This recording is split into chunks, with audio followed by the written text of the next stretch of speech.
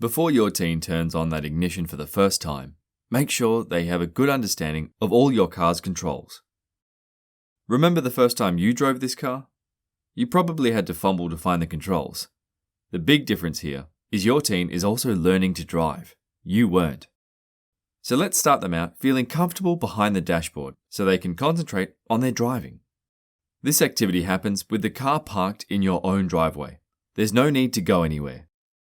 With your teen seated behind the wheel of your car, go over the car owner's manual.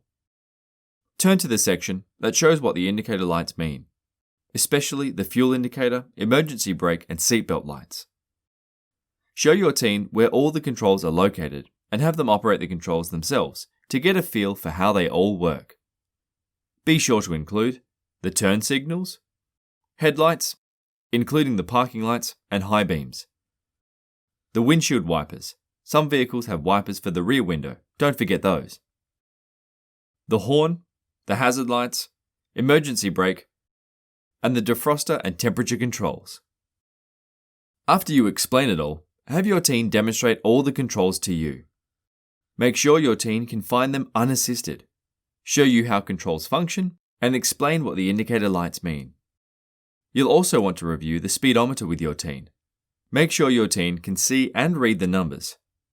Your teen will need to develop the habit of checking the speed regularly as they learn to manage their speed later on.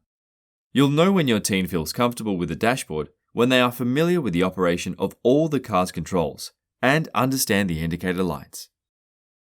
Learn to drive today with My Life Driving School.